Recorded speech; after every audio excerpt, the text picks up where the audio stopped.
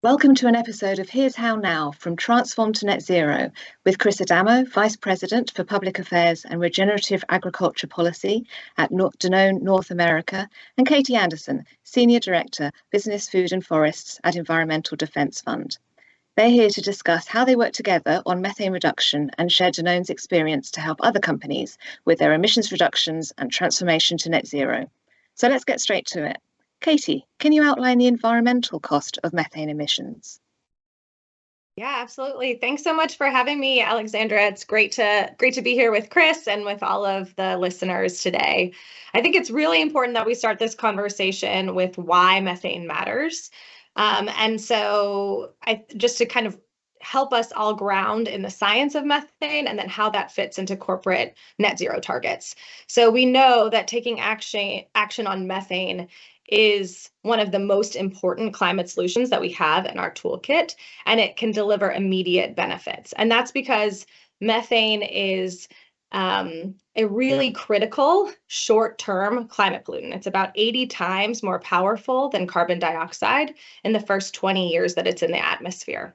So while we hear a lot about carbon dioxide in the climate conversations, we also need to be engaging on methane. And by turning the dial down on methane right now, we have an ability to immediately slow the rate of warming and give ourselves the best possible trajectory toward our 1.5 degree future world that we all want to be working towards. So for companies, that means that, especially companies in the food industry who have agriculture, livestock, dairy, rice in their supply chains, reducing methane is a really critical part of meeting net zero targets and one of the most influential actions that those companies can take today. And that's because food and agriculture make up about 40% of global methane emissions. And so companies like Danone and others who are listening today can really take a lead, reducing methane emissions now. And it can create some great triple wins. It can create wins for climate, wins for business, and also support strong nutrition for a global and growing population. And that's, I think, a really key reason that EDF is focused on methane and really excited about this work with Danone.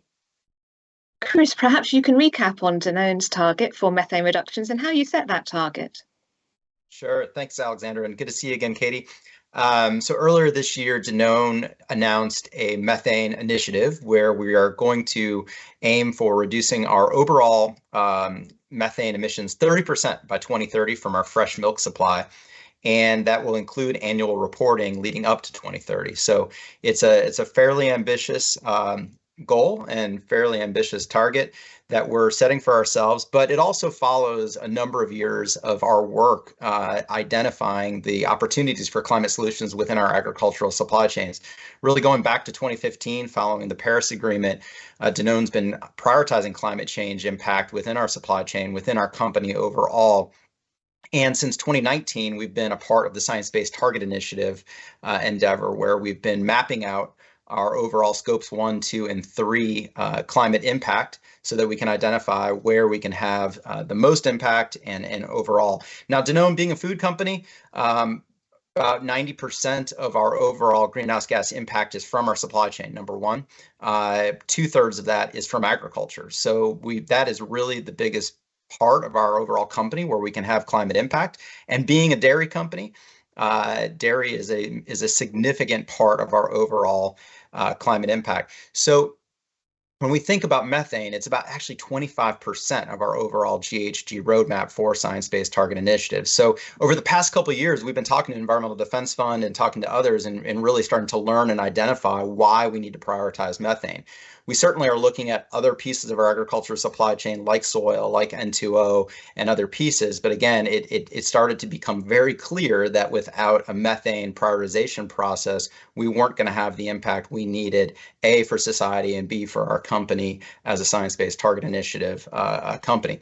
So that it was really over the course of almost 2 years of discussions and learning, number one, about methane and the different pieces, and through the road mapping of our agricultural supply chain that we got to the point of making this announcement this January. So it wasn't an overnight decision. It's been very thoughtful and deliberative, because it's not just a commitment, but this is really ultimately a strategy about how we can make significant difference with our farming partners.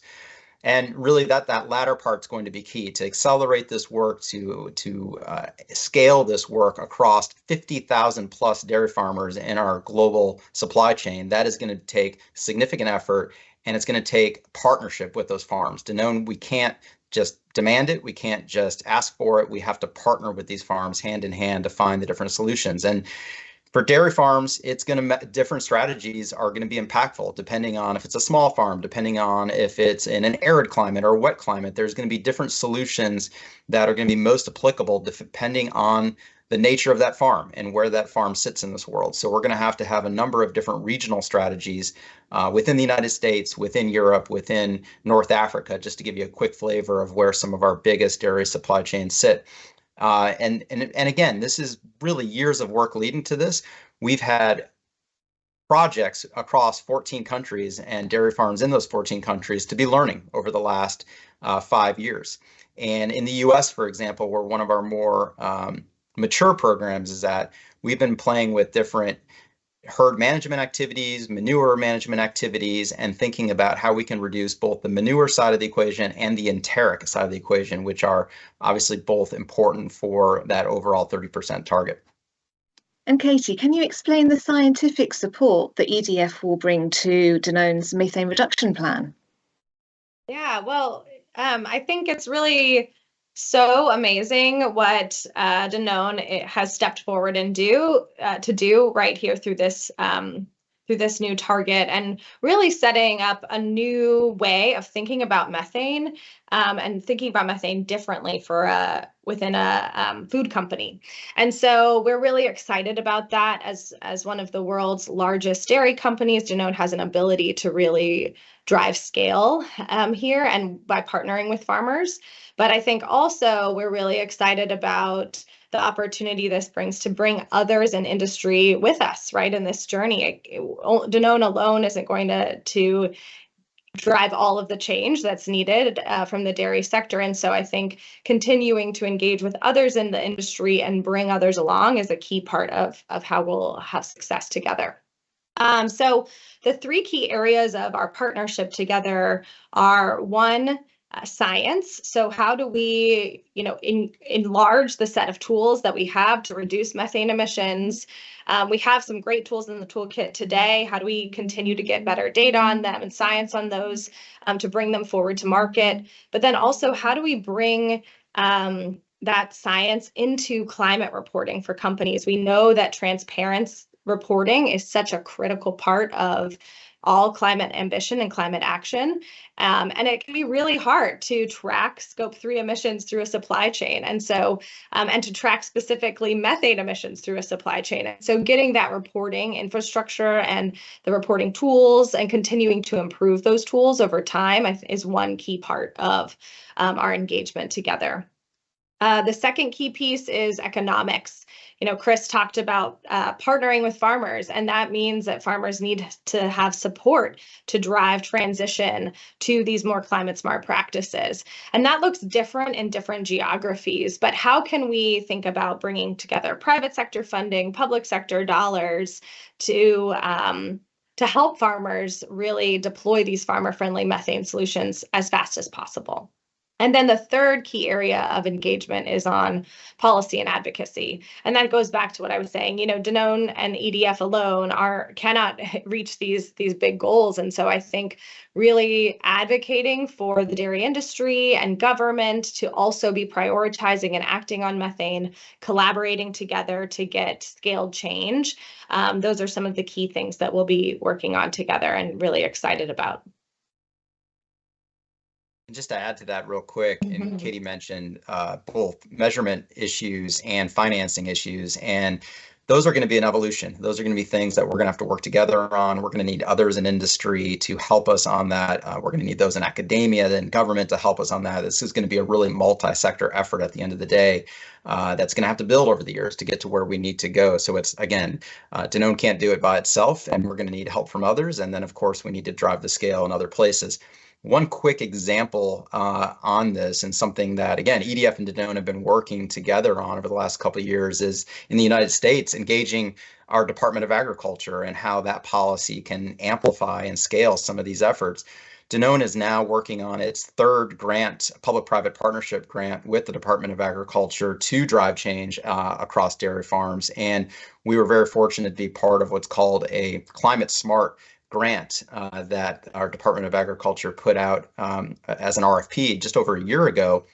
And we're still in the discussions about how to get that implementing this year. But our hopes are that we can drive significant dollars to manure projects across dozens and dozens of dairies in our network over the coming years. And just to give you a quick snapshot, again, manure projects can look very different depending on the design of the dairy, depending on the size of the dairy, depending on the climate. There's a suite or menu of different types of manure solutions that are out there, which is great. And anaerobic digesters, I'll just call that out. Many folks know or hear about digesters being a pretty big solution using renewable biogas from dairies. And we agree that's a great solution, but there are literally half a dozen or more other types of solutions that are available for dairies, frankly, at a lower cost. I'll take a liquid solid separator piece of equipment, for example, which is a great solution, which can drive manure methane emissions down 25, even 35%, depending on a number of factors. However, that piece of equipment can run up to $750,000. So very cost prohibitive for the average dairy, and even cost prohibitive for a company like us when we're talking about dozens and dozens of dairy farmers. So we have to look for creative ways to finance that, which is where government policy can leverage our budgets and drive more of those dollars to willing farms who are willing to think about those different innovations. So that's just one example. We're going to need a lot more on the enteric side as new feed additives or other types of enteric solutions come to market. It's really about the innovation pipeline right now there. How can research be driving our knowledge of environmental efficacy, animal welfare, and even quality of the milk? There's a number of factors that need to be ironed out within the enteric innovations, but it's a really exciting space where, again, we're going to need the help of government, the help of others in the academic circles to start identifying and accelerating these options for us. Chris, what are the options for solutions for dairy farms, and how are you assessing these solutions? Yeah, great question. Again, we've taken a number of years now to look across our network and pilot different ideas. Again, 14 countries, various different types of geographies and types of dairies across those geographies.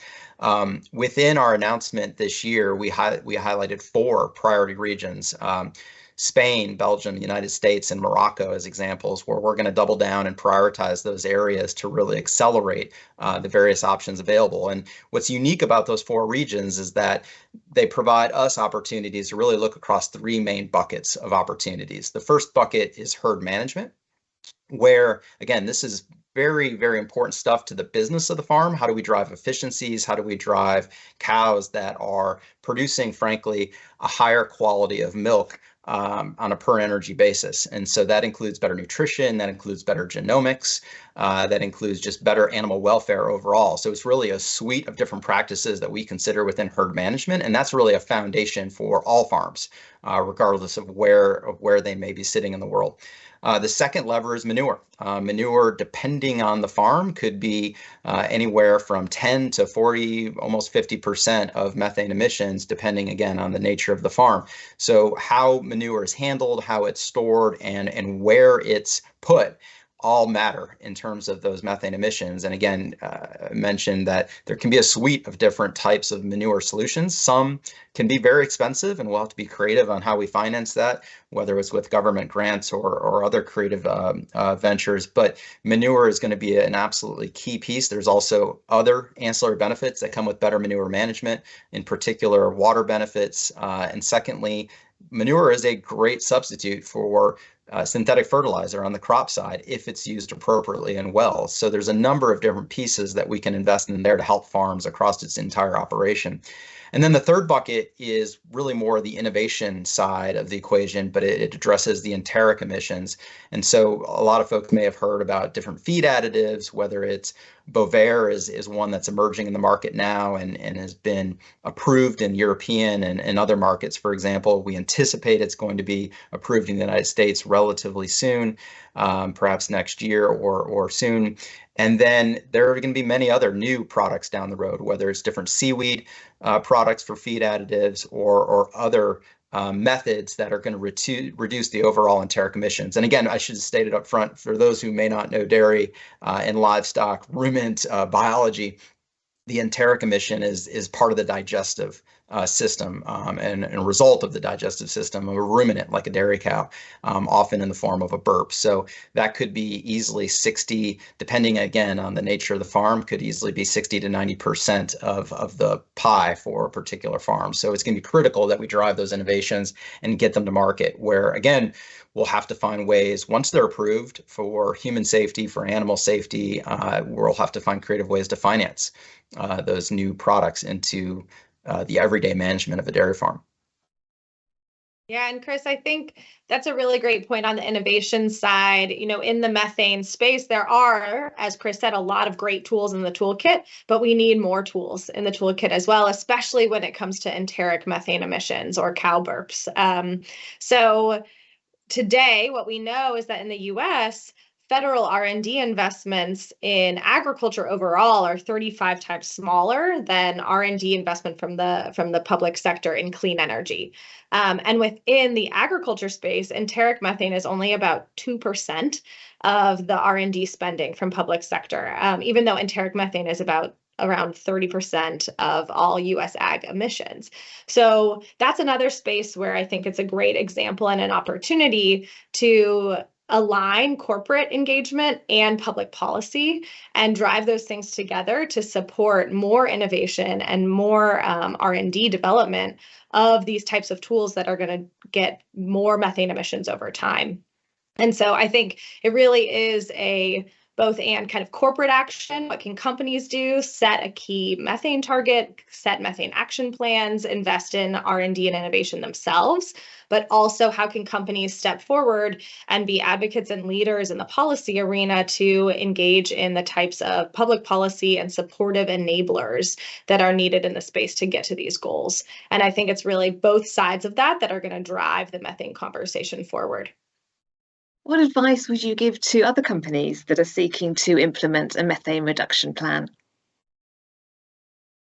Well, I think the first piece of advice, and there are many food companies out there, livestock companies even, that are already science-based target companies. So they, by nature of availing yourself to that governance, you should be already making targets, creating a roadmap, identifying what the various levers are across your supply chain, and frankly, even just identifying your suppliers in some cases. So, whether it's a science-based target initiative governance or not, just creating that roadmap, identifying your suppliers, engaging your suppliers, identifying those levers with your suppliers, those are all really important first steps to identify what the best strategies are for you. So we all have to dig in. We all have to find the best strategy for us, and every company may be a little different. But I think within the dairy sector, for example, we also need to use that pre-competitive conversation and coalescing to drive scale and drive learnings amongst each other.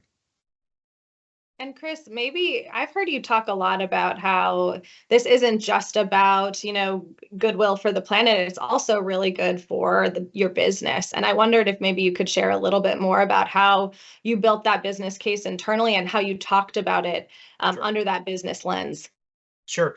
There's a number of ways to think about the business case. I think about it kind of two ends of the spectrum, one end of the spectrum being farms themselves and the other end of the spectrum being consumers. So let's take the latter real quick. We're over 100-year-old dairy company. We create a number of different dairy products in different markets across the globe. But one of our premier, most iconic products are various brands of yogurt. We think yogurt is a phenomenal product, highly nutrient dense, very good for young kids, people of all ages, frankly, and it's a very affordable, accessible product. So I won't go into all the benefits of yogurt and how wonderful we think it is, but it's a product that we believe should be available to people from a nutrition and health standpoint. And again, per dollar, highly nutritious. And so rightfully so, there's more and more concerns about the environmental benefits or impact of dairy products. And so we need to demonstrate to the consumer that these products not only are good for you health-wise to your body, but also healthy for our environments that we live in. And so we have to tackle climate change head on to keep these products viable for consumer choice and consumer options down the road. On the farm side of the equation, many of these investments ultimately lead to efficiencies or ultimately lead to more resilient farms. It could be cost savings that ultimately are incurred over 4, 5, 6 years out. They often take a number of years to be realized by the farm, which is why we need to co-invest up front and help them down that pathway. And then as the farms themselves are facing changing climates and more variable, volatile climates, whether again, it could be the United States or frankly, any part of the world, right, where there's examples of these volatile climates, resilient farms are really helpful. And many of these interventions are going to help them continue to adapt to climate change down the road. With working together in this partnership, did being founding members of Transform to Net Zero help? Absolutely. I think first and foremost, just the platform that Transform to Net Zero has given us over the last couple of years has been helpful to get to know each other as organizations, as individuals. EDF for us has been a critical partner there, and we've gotten to know each other outside of that as well. But it's given us a place to go and ask questions and learn from each other. And I think, Katie, what was it, just 18 months ago or a year ago, I'm losing track of time, but where EDF presented the methane dilemma, the significance of the methane problem to overall climate science to Transform to Net Zero. And we were able to really sit and for an hour plus and digest that presentation and talk about it and ask questions. So it's a really viable platform to, frankly, just for learning and getting to know each other first and foremost. Absolutely. And I think we also, after that methane kind of deep dive across all of the Transform to Net Zero group, we then set up a dairy subgroup. And that was a great place for sharing learnings, talking to one another. It was Danone and Unilever and Starbucks, as well as a couple of other members with EDF. And I think that was a great place to talk about the challenges. Where are we getting stuck? How can we start to unstick together? And that's what the journey we continue to be on. And I think the key pillars of our partnership together, and also where we're trying to, engage other companies and other policymakers and other industry players to help unstick in those key areas. Thank you both for your valuable insights and your contribution to help other companies with their transformation to net zero. Thank you so much for the time today. Great to see you, Chris. Good to see you, Katie. See you soon.